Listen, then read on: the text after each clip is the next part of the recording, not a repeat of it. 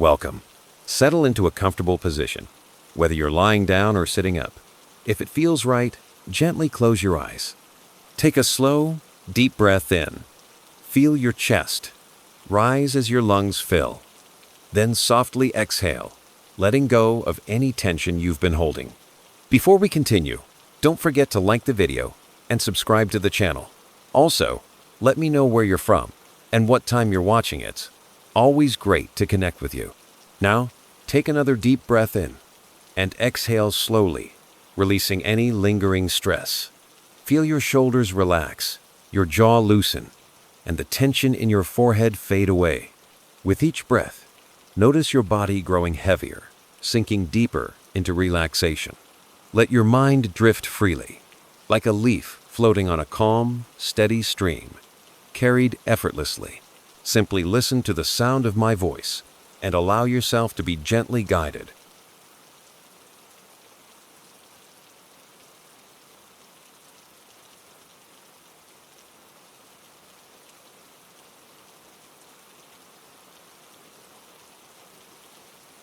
They say some houses remember the pain, the fear, the loss. But this house, it didn't just remember, it relived it, and it wanted someone to share its suffering. They say, if you listen closely, you can still hear her weeping. They called her the Closet Child. I inherited the old house from my estranged grandmother, a sprawling, decaying place on the outskirts of town. It was filled with shadows and the scent of dust and decay. Everyone in town whispered about it, called it the haunted house. I thought they were just superstitious, but there was something undeniably unsettling about it, especially the closet under the stairs.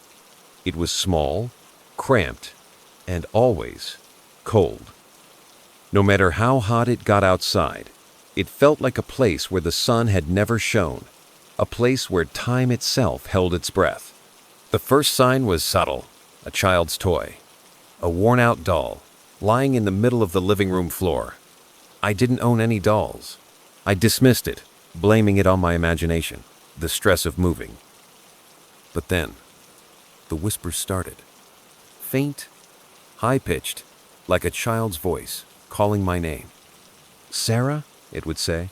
I'd whirl around, but there was never anyone there. And the temperature in the house, it kept dropping, especially near the closet. I started having nightmares. Vivid, terrifying dreams of a young girl trapped in a dark, confined space, crying for her mother. I began to research the house's history, desperate for an explanation. The local library had old newspaper clippings, faded and yellowed. I found a story about a tragedy.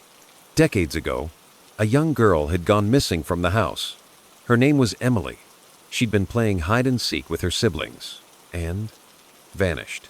The police searched everywhere, but they never found her. The article mentioned the closet under the stairs. It was her favorite hiding place. A chill went through me, colder than the air in that damned closet. The activity escalated. Doors slamming shut on their own, footsteps echoing in the empty hallways. The whispers became louder, more insistent. "Sarah, help me." And then the drawings appeared. Crude, childlike sketches on the walls, depicting a girl trapped in a small, dark space. The drawings were always near the closet, and they were always wet, as if they'd been drawn with tears. One night I found myself drawn to the closet almost against my will.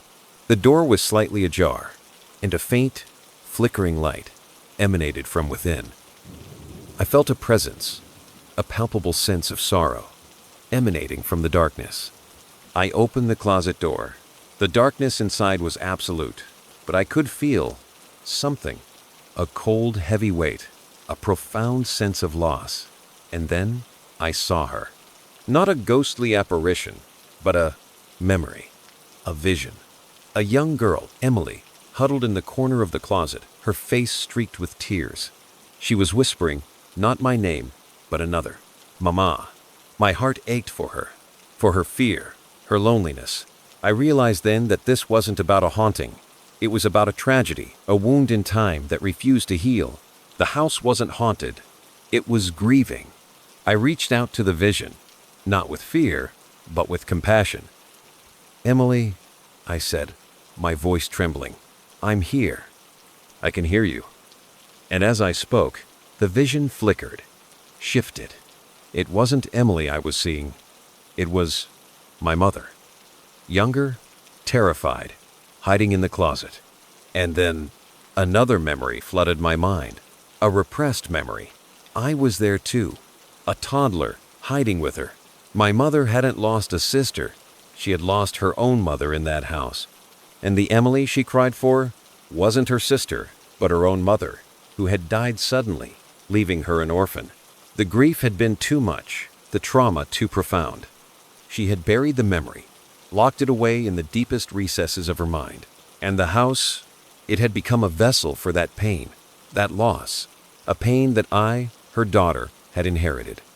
The house wasn't haunted by a child's ghost. It was haunted by my mother's grief, a grief that had been passed down to me, a grief that had manifested as the lost child. By acknowledging her pain, by remembering, I was finally able to release it. The coldness in the house began to fade. The whispers ceased. The closet under the stairs was still there, small and dark. But now, it held not terror, but a memory of loss and of love. And I knew I would never forget. I would carry her memory and my mother's with me, not as a burden, but as a reminder of the enduring power of love and loss.